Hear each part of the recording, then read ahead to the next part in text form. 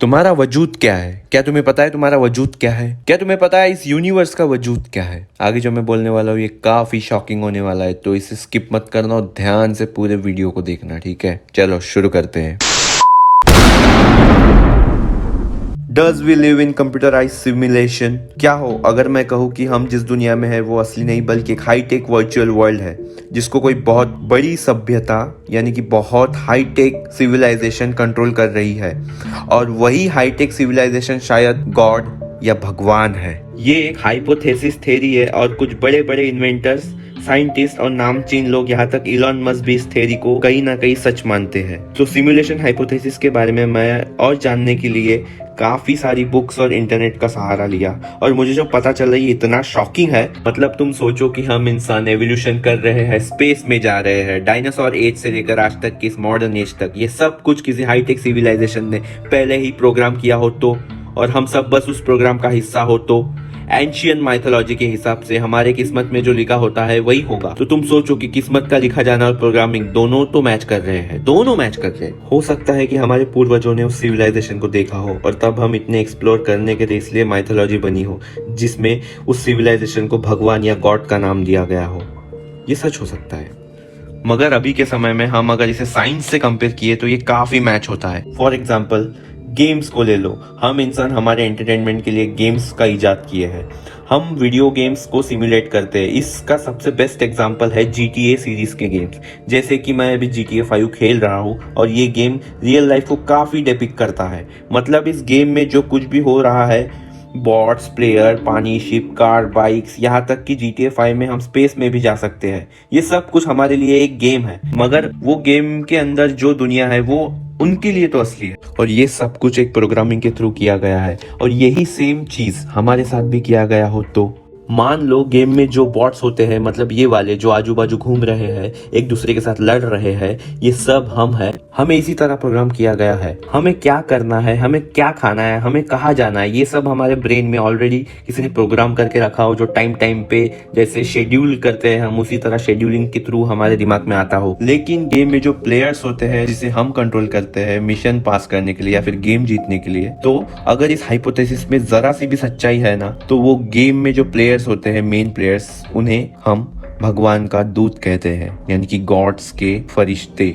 Hinduism के हिसाब से भगवान विष्णु हर युग में अवतार लेते हैं ताकि वो बुराई का नाश कर सके। तो अगर तुम में भी मेरे जैसे कीड़े हैं तो अब तुम भी सोचने में मजबूर हो जाओगे कि ये हाइपोथेसिस काफी हद तक सच हो सकती है। मतलब अवतार लेना, नया प्लेयर बनाना या फिर भगवान के किसी फरिश्ते को बुराई को खत्म करने के लिए इस धरती पे भेजना, ये सिमुलेशन का हिस्सा हो सकता है। अब कुछ समझदार लोग ये कहेंगे कि ये अगर सिर्फ एक सिमुलेशन है तो दुनिया में बुराई को क्यों बनाया गया है? तो देखो, अगर सब कुछ अच्छा हो तो ये काफी बोरिंग हो जाएगा, और अगर उस सिविलाइजेशन को कुछ स्टडी करना होगा तो वो नहीं कर पाएंगे, मोस्टली तो नहीं कर पाएंगे, क्योंकि अगर सब कुछ अच्छा रहा तो उनको नया कुछ मिलेगा ही नहीं। अब आते हैं फैक्ट पर।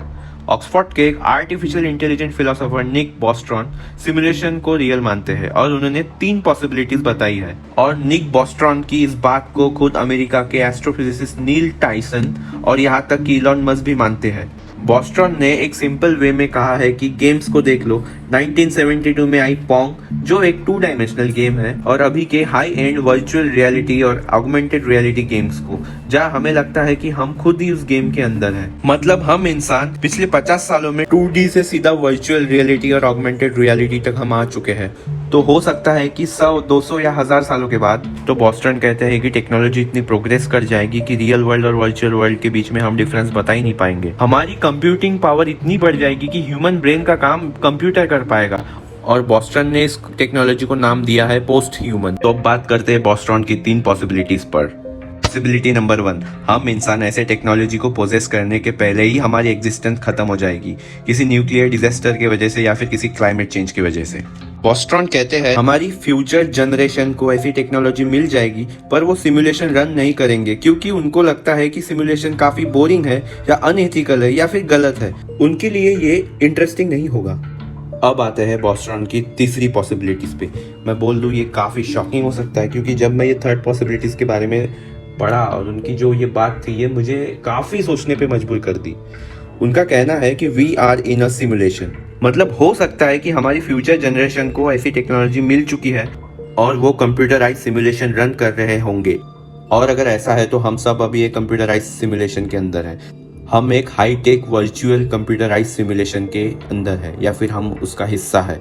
बॉस्ट्रॉन के इस पॉसिबिलिटी का बेस्ट एविडेंस ये होगा कि हमारी टेक्नोलॉजी इतनी प्रोग्रेस कर जाएगी कि हम भी अपने सिमुलेशन रन कर सकेंगे, क्योंकि life on earth around 3.7 billion years पुराना है और ये यूनिवर्स अराउंड 13.4 बिलियन ईयर्स पुराना है। इसका मतलब ये भी हो सकता है हमसे पहले कोई दूसरी सिविलाइजेशन आई हो और इस सिमुलेशन को बनाई हो, और आज हम जिन्हें गॉड, भगवान या खुदा कहते हैं, हो सकता है उन्होंने ही इस सिमुलेशन को बनाया हो। मगर क्यों? इसका जवाब तो किसी के पास नहीं है। मगर हाँ, आज के लिए बस इतना ही। आशा करता हूँ आपको वीडियो पसंद आया होगा। पसंद आया तो लाइक करो, भूले भटके आए हो तो सब्सक्राइब करो और उस घंटी को दबा दो ताकि जब भी मैं ऐसे वीडियोस डालूँ तुम्हें नोटिफिकेशन मिले। तब तक के लिए